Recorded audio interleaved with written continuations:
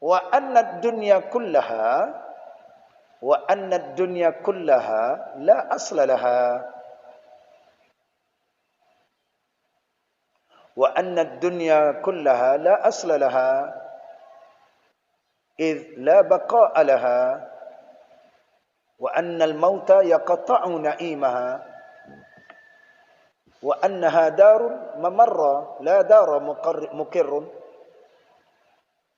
wa annaha darun mamarra la dara muqirrun wa anna al-akhirata darun muqirrun la dara mamarrun wa anna al-mauta muntadhirun fi kulli sa'atin wa anna al-kaysa al-aqilu man tazawwadu min ad-dunya lil akhirati hatta ta'azzama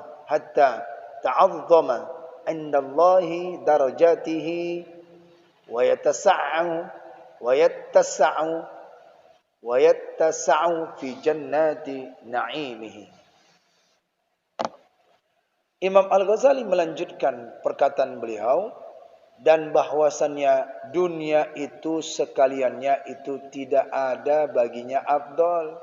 Katakan kepada anak, hidup dunia ini tidak ada yang baik, tidak ada yang lebih baiknya. Sebutkan bahwasannya keseluruhan daripada dunia ini tidaklah kekal, itu maksudnya. Tidak abadi. Bahwasannya dunia itu sekaliannya tiada baginya afdal.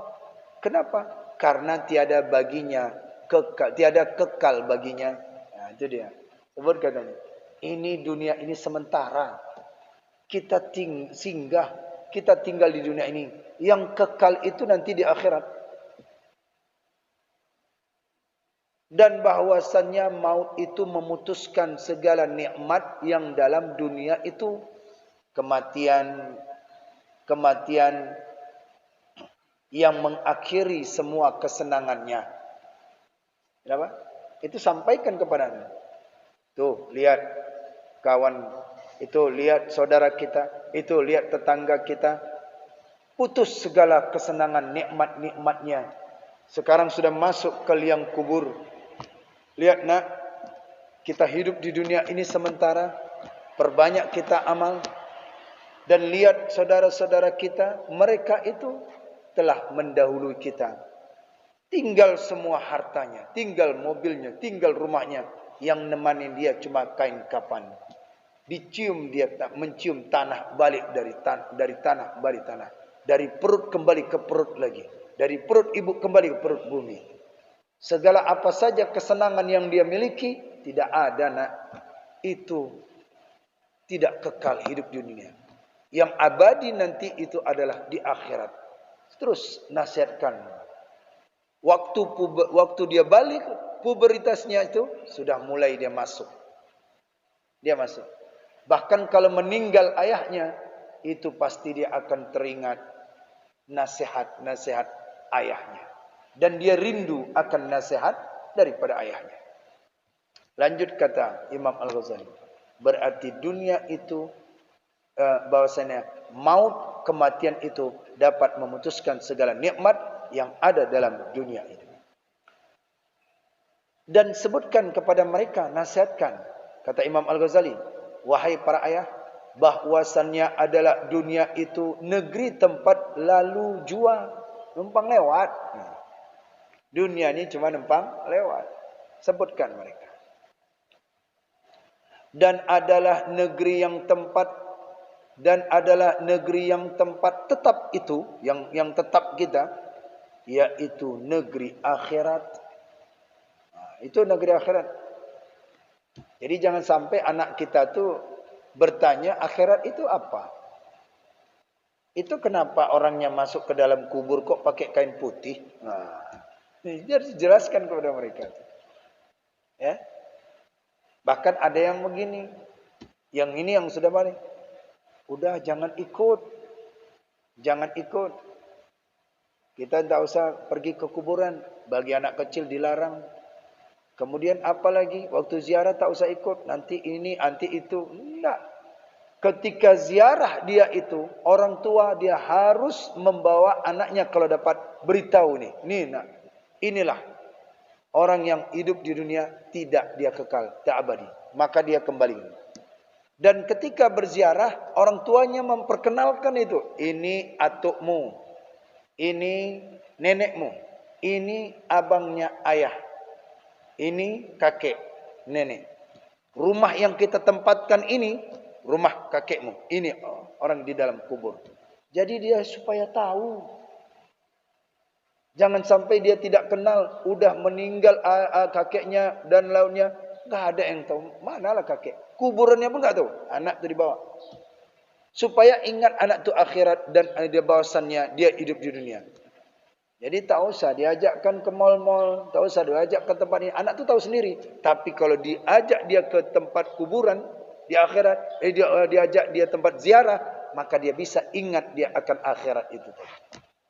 Akan lunak hatinya tuh. Coba bawa ziarah orang tua. Ayahnya bawa ziarahkan ini, perkenalkan ini pamanmu. Yang dahulu yang menggendong kamu, sekarang tidak ada lagi. Kita hidup di dunia ini nak, semua nikmat-nikmat yang diberikan oleh Allah putus semua. Kenapa? Karena maut datang. Karena maut datang. Negeri yang kita tetapkan itu nanti adalah di akhirat. Adapun ayah, adapun kakek, adapun ibu, paman, semua yang ada di sini nih, mereka menanti di alam barzakh, menunggu nanti yaitu tempat yang abadi. Itulah akhirat. Maka kita hidup di dunia, carilah amal. Tegakkan syariat. Itu nasihat. Saat itu dia terniang. Walaupun dia pergi merantau, itu terniang itu. Apa yang disampaikan oleh orang tuanya. Apa yang disampaikan oleh ayahnya. Yang tegas ini, yang menyampaikan adalah ayah. Ibu cuma mendukung. Mendukung apa yang diucapkan ayah. Betul nak. Apa yang diucapkan oleh ayahmu. Dulu enak, tidak menasihatkan. Para anak-anak dahulu enak sekali. Patuh. Anak-anak dahulu tu apa yang dinasihatkan oleh orang tuanya, enggak berani menatap mata, enggak berani menatap wajah. Kalau sudah nasihat, nunduk.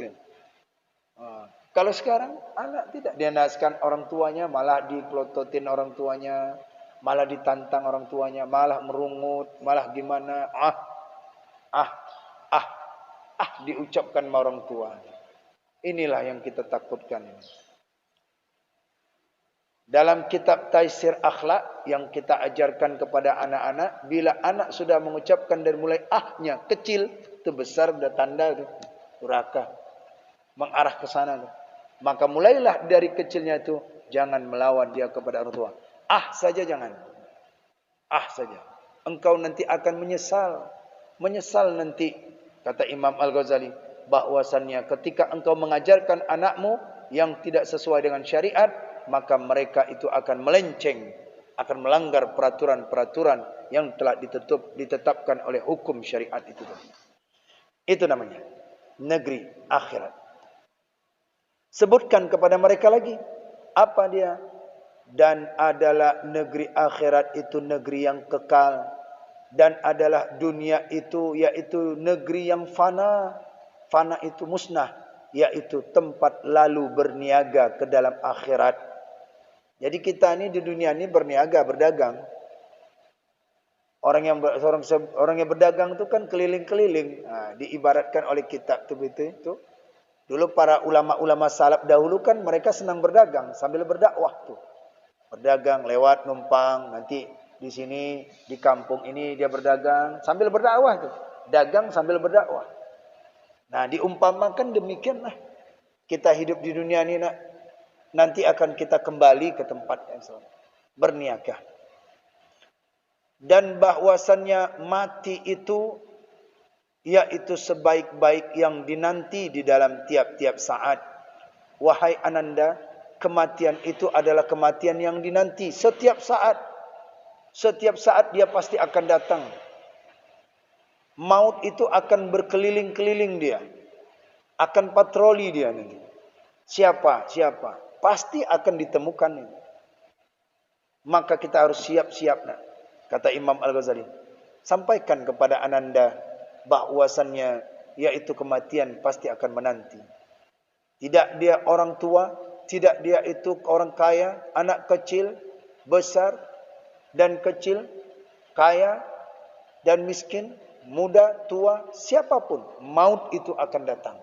Kita siap-siap untuk daripada menghadapinya. Dengan apa kita siap? Dengan bekal amal itu tadi. Itu yang disampaikan kepada anak-anak. Fa idza jaa ajaluhum la yastakhiruna sa'atan wa la yastaqdimun. Apabila ajal itu datang tidak dapat maju, tidak dapat mundur sedikit pun. Sebutkan. Dan nasihat Imam Al-Ghazali melanjutkan lagi bahwasannya wahai ananda adalah orang yang baik yang mempunyai akal itu, yaitu orang yang mengambil bekal daripada negeri dunia bagi negeri akhirat. Sampai ke mana? Nah, tahu enggak kamu siapa yang disebut dengan orang berakal? Orang berakal itu orang yang enggak stres saya. Belum jawab dia kan. Orang yang berakal itu orang yang enggak stres. Bukan. Orang yang berakal itu adalah orang yang mengambil bekal dia untuk negeri akhirat nanti. Itu yang disebut dengan orang yang berakal. Dia ambil di dunia ini bekal-bekal, kemudian untuk ketika dia di akhirat, dia sudah ada bekal. Ini disebut orang yang berakal. Ini orang yang berakal. Ketika dia berada di dunia. Hingga jadi besar martabatnya itu pada Allah Ta'ala.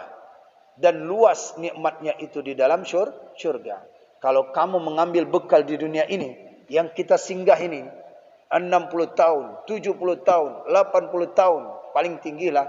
Itu sudah hebat itu diberikan oleh Allah. Ya. Maka yaitu bila engkau jadikan ambil bekal, maka besar martabat kamu nanti akan di sisi Allah. Dengan bekal yang kita bawa itu akan tinggi derajat kita. Tinggi derajat kita. Dan nikmat itu akan diberikan oleh Allah dengan luasnya. Dengan luas nikmat di dalam syurga. Mengapa? Karena dia sudah membawa bekal untuk menghadap Allah Subhanahu wa taala. Itu. Makanya jangan bosan nasihatin anak. Kalau dapat setelah itu, kalau dapat mau tidur, nasihatkan anak dulu. Mau tidur, duduk dulu. Duduk dulu. Saat dia sudah berkumpul keluarga, nasihat dulu. Nasihat yang melunakkan pikirannya, nasihat yang menyentuh hatinya tentang akhirat. Jangan ceritanya dunia, keras tu nanti hati. Perkara-perkara dunia, ngajak main-main, ngajak jalan-jalan, ngajak ini dan sebagainya. Dan kemudian bercerita tentang sesuatu yang menumbuhkan dia itu tentang dunia, cinta kepada dunia, itu jangan. Tentang akhirat. Ya. Bawa jalan boleh, tapi ingat, nah itu lihat alam. Siapa yang ciptakan? Allah. Siapa yang ciptakan? Allah. Allah berikan kita nikmat. Itu. Sambil sisipkan demikian. Bahwasannya orang yang membawa bekal nanti di akhirat, maka dia akan mendapatkan yaitu luas nikmatnya di dalam syurga. Maka Allah tekankan dalam Al-Quran. Apa kata Allah? Lanjut dia. Seperti firman Allah Ta'ala. Apa kata Allah? وَتَزَوَّدُوا فَإِنَّ خَيْرَ الزَّادِ التَّقْوَى. Dan apabila oleh kamu akan bekal dan ambil oleh kamu akan bekal daripada dunia kepada akhirat, maka sebaik-baik bekal itu yaitu takwa. Apa takwa? Takut akan Allah Ta'ala. Itu bekal. Dan orang yang seperti ini nak, ini orang yang berakal. Maksudnya orang yang cerdas.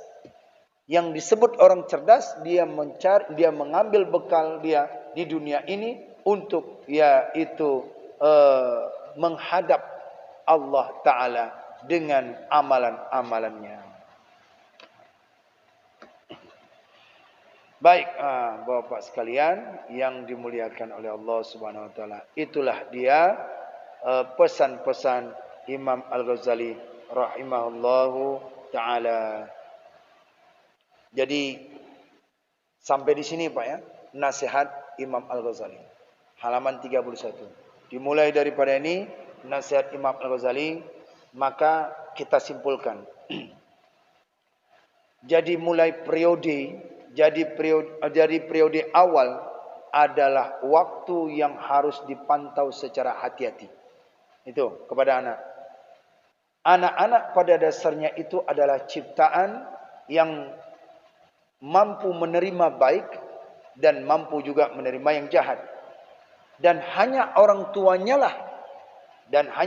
tuanya yang membentuk dirinya itu sebagai apa dia. Dari awal kita membicarakannya. Maka kata Nabi sallallahu alaihi wasallam apa? Kullu mauludin ala fitrah. Tiap-tiap anak itu dilahirkan dalam keadaan fitrah. Maka tergantung daripada orang tuanya lah yang membentuknya ke arah baik dan ke arah buruk. Jadi mulai daripada awal kejadian sampai daripada umur 6 tahun dan 7 tahun pubertas. Itu sudah mulai dia sudah diajarkan. Akan demikian itu hanya orang tuanya lah yang tahu. Mulai pubertas, mulai dia akil balik nanti sudah mulai mumayyiz latihan saja. Latihan nanti baru dia ketika balik dia tidak perlu lagi dinasihatkan, cuman terbiasa saja. Mengulang-ulang lagi nasihatkannya. Itulah pesan Imam Al-Ghazali rahimallahu taala kepada seorang ayah ya untuk bekal anaknya supaya diajarkan mereka itu perkara-perkara yang baik, supaya mereka itu memperoleh kesenangan baik untuk kesenangan di dunia, kebahagiaan di dunia dan kebahagiaan untuk di akhirat nantinya. Mudah-mudahan dengan nasihat Imam Al-Ghazali ini dapatlah kita terapkan perlahan-lahan satu persatu ya, supaya mereka ini, hati mereka ini tidak bersifat sombong, tidak bersifat angkuh, dan mereka itu ditanamkan sudah bersifat dia tawadhu. Coba kita terapkan amalan yang diajarkan orang tua kita yang benar di kampung. Mungkin itu bisa kita terapkan dengan cara menunduk jalan misalkan, ya, menunduk jalan ketika berlalu di depan orang tua dengan menunduk jalannya, itu dulu perlahan-lahan dulu kita ajarkan sopan dan patuh kepada orang gurunya. Sampaikan kepada anak, wahai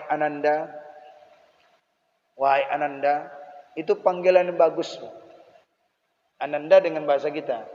Kalau di dalam bahasa kita itu Mahmud Yunus dalam kitabnya Al-Fiqh Wadih, ya, Mahmud Yunus ulama Minang itu dalam kitab Fikih Wadih, ya, di yang 3 jilid itu Fikih Wadih, fikih jelas.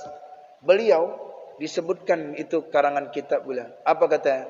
Ya bunayya annat taharatah mahmurun.